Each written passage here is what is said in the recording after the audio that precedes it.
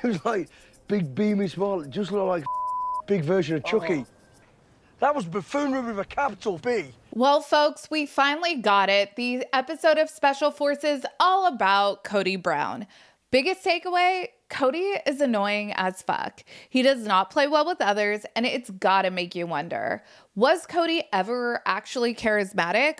Or how much did he benefit from growing up in and then converting to a more fundamental version of a religion that groomed women into thinking they were inherently less than, and that they should always battle for even a crumb of male attention?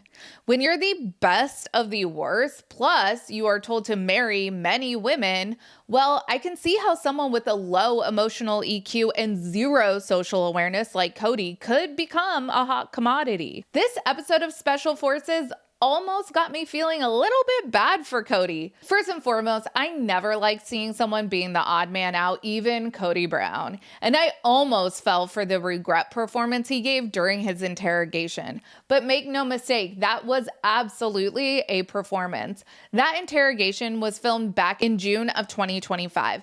And for all of the regret Kody claims to have about where he went wrong in his relationships with his children, well, yet again, months later, when the footage actually airs, we know that he's made zero effort to course correct. None of his kids even know he went on the show until they saw him in the previews.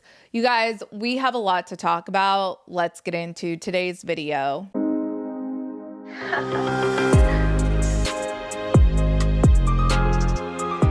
Hey everyone, what's up? It's Sarah and welcome back to my channel. So we start off this episode titled Composure with 8 recruits left, but TikToker Mark Estes gets medically withdrawn because he sustained an injury to his ear during that murder ball challenge. And then Kody's twin sister, soccer player Christy Rampone, was also medically withdrawn due to a chest infection. So now we are down to 6 recruits left. There's 3 women and 3 men left. There's married couple Sean Johnson East and Andrew East. There's Randall Cobb, Gia Giudice, Brianna LaPaglia, and nobody's favorite polygamist, Kody Brown. Kody's the oldest recruit left standing, and something I find deeply unsettling. Say in some alternate universe I switch places with Kody, I too would have been the oldest recruit left standing out of this bunch.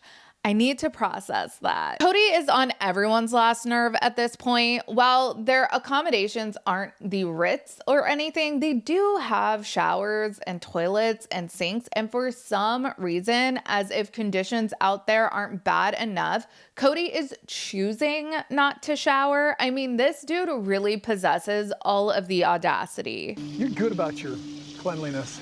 Yeah. I kind of let it go for this. That's why everybody knows I stink. Okay, very good. Yes, I washed my. That's crazy, Gia.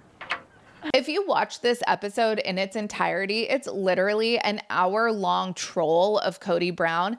I swear, they zoom in on each person brushing their teeth and washing up this episode. Kody isn't showering, but he is still maintaining his sleep tape routine. Could you imagine being Robin? Literally a revolving door of kids coming in and out of your room every night, and Kody is laying there like CPAP Sleeping Beauty. I would lose my shit. So many things bother me about Kody Brown, but for some reason, I feel like him not showering for 10 days by choice bothers me the most. The first challenge we see this episode, the recruits are put in pairs and they have to rescue a hostage and retrieve a numbered suitcase. Kody was a spectacular disaster. I felt so bad for his partner, Sean Johnson, who was literally left for dead by Kody. Okay, you've been given the whole overall picture, yeah? Hostage rescue. Okay. Recruits must first find the asset, then rescue the hostage before the building explodes. Come on, Tom! Let's go! We're under fire! Get in there! You down here. He's right here. Oh, God. Leadership! Down here. What are we doing? Get in. Hold the door. In a moment of panic, the recruits take their hostage inside the building. Yeah! They're trying to kill the hostage! It's gone chaotically wrong! All alone, Tim! You're all alone! Find your teammate! Find your teammate! That was buffoonery with a capital B. Did you have any idea what you were doing? What did you lead there? You laid yourself up your own ass. Looking into the building was the gas. Put a respirator on because you're going to choke to death with chemicals. What about the you've just picked up? You actually killed him. You were all over the place. It was horrendous. I left without communication because I figured the hostage was more important than the kid. Okay, I'm done. Yes, Dad. Before I really lose my go. It really is astonishing that at 57 years old, after having 18 kids and 4 wives at one time, Kody is this bad of a team player. Like, you have to actively work at being as selfish as Kody is. If this was a real war scenario, Kody would have gotten everyone killed. Kody literally led the hostage and Sean into a smoke-filled room. And then he just dips and saves himself. That is so on brand for Kody Brown. This whole experience is like 10 days, and I think they're on day 7 in this episode. The remaining cast have absolutely reached their limits with Kody's eccentricities. And we have to learn that he's gonna get on our nerves, and we have to throw him a bone, make him feel included. Gotta keep him happy so that he just keeps us happy. You're special. You're special to be able to do that. Because I ain't got it in me. Everybody ears on, please. Capiche? I'm going to be really bummed if we don't see that moment Brianna has talked about in podcast interviews where she says she yells at Kody. Here, she is telling everyone that she has spent the most time with him, and she's giving the rest of the cast pointers on how to pacify him so he will be the least annoying for the remainder of their time together. If you're not familiar with Special Forces, one aspect of the show is that each of the recruits is brought in for an interrogation at some point throughout the show. This episode, we saw Kody's interrogation, and it was all about his lack of relationship with his children. Do you feel that you're taking your proper responsibility in the fallout of your kids? Don't want to admit I'm wrong sometimes. Why is that? Don't like being wrong. You're concerned about everybody as long as they sang to your tune. I don't think you're being honest with me. I'm the discrepancy. I should have had a stronger relationship with my children. Okay, now we're getting somewhere. So what are you going to do about that? And I'm at a place in my life now where I'm very willing to say that I've been wrong. Are you taking ownership right now? My failures was because I didn't know about being a good dad and husband, and I thought I did, and I misunderstood that.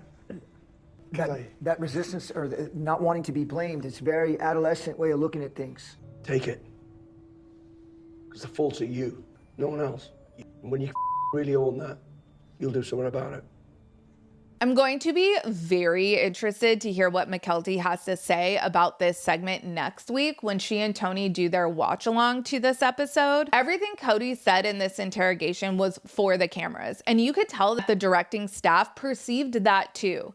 How does a father produce that many children and get to a point with damn near all of them where they want nothing to do with him? The staff weren't telling him anything he hasn't heard before. Kody is well practiced in telling people what they want to hear from him without him actually meaning anything he says. Remember what he told Mary at the end of season 19? He is well practiced in the performance and the act of it all. Being that this scene was filmed in June of 2025, you would think if anything Kody said during this interrogation was genuine, he would come home and try to mend things with his kids. Yet multiple kids tell us they haven't actually seen or talked to him since Garrison's funeral, which was an entire year earlier than this scene was filmed. Kody isn't trying to put his family back together. None of his kids even knew he was doing the show. Mykelti mentioned recently in that interview with Pop Psych that Kody has reached out to her a couple times, but she views herself as a package deal now. In order for Kody to have a relationship with her, she needs to see him making an effort with Isabel and Truly and all of his other kids. And the thought popped into my mind. I wonder if he's reaching out to Mykelti because one, Mykelti has always been the kid that has made it the easiest for Kody to believe he was a good father. And two, Mykelti has a public platform where she is speaking out about her life. Is Kody reaching out to her so she'll be like, oh yeah, I talk to my dad all the time. He's great and he's making an effort. See, Special Forces fixed him. Because I believe Kody to be a very malintentioned person, I fully believe he would have ulterior motives for reaching out to Mykelti. I do believe Special Forces does a reunion every season, so I am very much looking forward to this cast reuniting, and I hope whoever hosts this reunion digs into everything the cast has said about Kody. Let me know your thoughts on the Kody episode of Special Forces down in the comments. Make sure you like this video and subscribe to my channel. Follow me on Instagram Instagram, Threads, X, and TikTok at Reality Squad, and I will catch you guys in the next video. Take care. Have a good one. Much love.